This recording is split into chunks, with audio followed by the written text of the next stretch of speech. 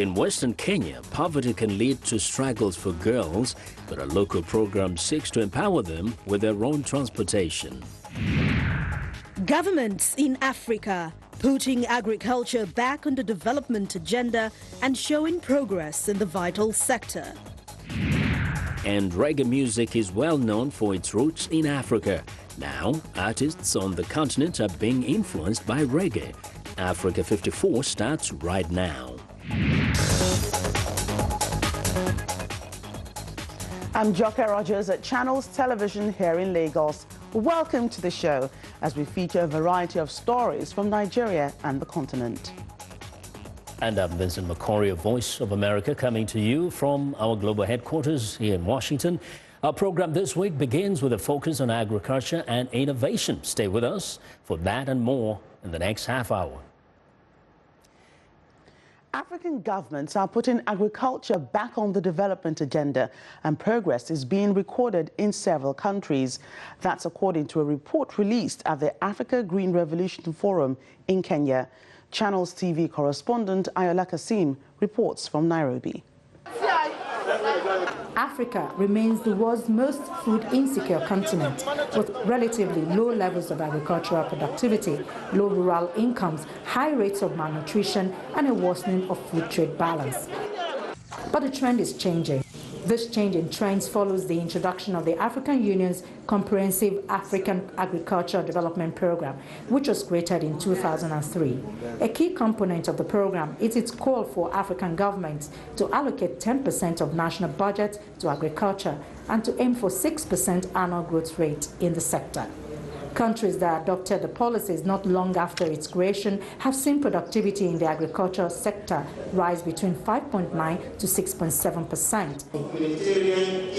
The Alliance for a Green Revolution in Africa, which released this report, says the last 10 years have made a strong case for agriculture as the safest path for sustainable development. If African agriculture grows and prospers, not only will Africa feed itself better, but the whole price of food in world markets are going to be fundamentally different. Nigeria is one of 13 countries which have adopted the policy and are reaping its rewards. But the authors of the report say even these countries still have to double their efforts for a meaningful agricultural transformation. Prices in the global markets are going to skyrocket. Not only will we have missed the opportunity to sell and make money, everything we need to buy is going to be more costly to us. So the challenge is just big, okay? The opportunities are there. That's why we need to double our efforts. That's why the governments and the sector stakeholders, CSOs and non-state actors have to go for excellence in managing these economies. The challenges facing agriculture in Africa are many, but progress in the sector is possible when backed with political will, the right policies and technology transfer to improve productivity and reduce post-harvest losses. There is also the need for farmers to have access to quality seeds and, of course, land reforms that will free up lands for food production. Ayola Kasim reporting for Channels Television News.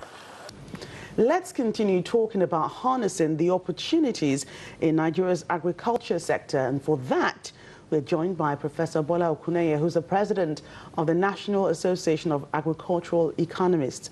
Welcome to the program. Thank you very much. Now let's look at how Nigeria is looking towards reviving its economy through agriculture. Do you think we have enough in terms of policies and the structure to see the growth that we need to see? The policies are there. Sometimes we have inconsistencies of policies, but largely we will say that most of the policies that are needed to move agriculture forward, they are there. But in terms of structures, if you look at the agri development programs, if you look at FADAMA, if you look at the Bank of Agriculture and such structures, if they can be properly empowered, then Nigerian agriculture can also wake up. And now that the prices of commodities are going up, then it becomes highly profitable for people to move to Nigerian agriculture and practice the real agriculture as we used to practice it. Well, as in various sectors of the economy, private sector participation is seen as very important key to growth. How viable is this in terms of agriculture? Oh, it's quite viable. All what we need to to put in place is key investors tapping on the resources of the various farmers, encouraging them to increase their level of production. And if they can do that, then they'll be so much encouraged to increase their level of production. We are talking of the issue of capital funding. We are talking of the issue of technological advancement. We are talking of value chain development. So if the various investors are encouraged in terms of giving out loans, maybe in group form, in terms of the agric extension personnel, now telling them the latest in terms of innovations that can jack up the productivity, then agriculture can be improved drastically than hitherto. What are other growth opportunities you think the government can adopt to, get back that boom that we once saw in the agriculture sector? The first thing is the issue of land. The Land Use Act, with due respect, since 1977, had not really helped the small and medium-scale farmers. And for farmers to really get loan, they need a certificate of occupancy. And given the weak manner that the CFO had been released to various farmers, then it becomes difficult to get loans. That's one. The issue of capital is key. I think the Bank of Agriculture needs to be further empowered, and the various commercial banks too encouraged in terms of giving out loans to farmers. If loans are given out to farmers, particularly starting with the small scale and the middle scale farmers, then there'll be expansion in the production capability of these various farmers. And hence, the issue of price rising will stabilize. The issue of exportation can also be seen as a possibility if these various facilities are in place. No, we know that the bulk of agriculture, practice is done in the rural communities. How can we, get deep into those communities to ensure that, they get the best of what they're supposed to use in developing agriculture, not peasant farming? Or how can we do large-scale farming in the rural communities? Good. That's one of the bane of agricultural development in this country.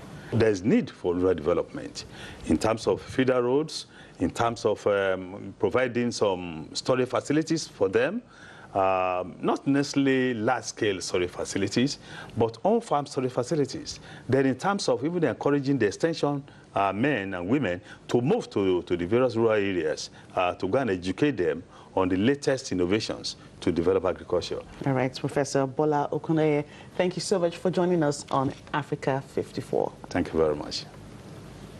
Well, as more Nigerians turn to agriculture in a sour economy, in Benue State, there is a 40-hectare rice farm of note, and also a boom in fishing among the Jukum ethnic group in the riverine areas. We get that story from correspondent Pius Angbo. The Federal Ministry of Agriculture and Rural Development estimates that about 2.3 million tons of rice is produced annually, as against 6.3 million tons required for domestic consumption. As part of efforts to create employment for the nation's youthful population and boost food production, the government, in partnership with the International Fund for Agricultural Development, is recruiting 100,000 graduates as extension workers.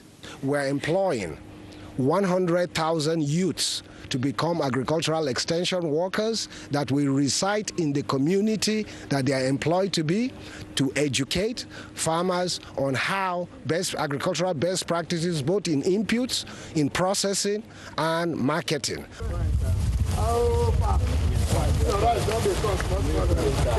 Here in Guma Local Council area of Benue State, this 40-hectare rice farm has become an attraction for young farmers who are being equipped with suitable farming requirements. IFAD have come into this into us, and they have assisted us in this dimension. Since at the beginning of this year, they have given us assistance in terms of supplying us with rice seeds, of which we have done some cultivation. We have cultivated about 40 hectares of land. Off the rice fields in Abensi, a coastal community, also in Guma, indigents of the Jukun tribe, known for their fishing prowess, depend solely on their trade, which they say has sustained them. The time immemorial, forefathers had been here, and their occupation is predominantly fishing. All these houses you see around us here are built by the means of fishing. So it helps us a lot. A common sight in the riverine community is the craft of making fishing nets and the sale of fishing hooks around the River Benue. At the market, the traders enjoy patronage from customers who believe there is no other place where quality is found at the right price.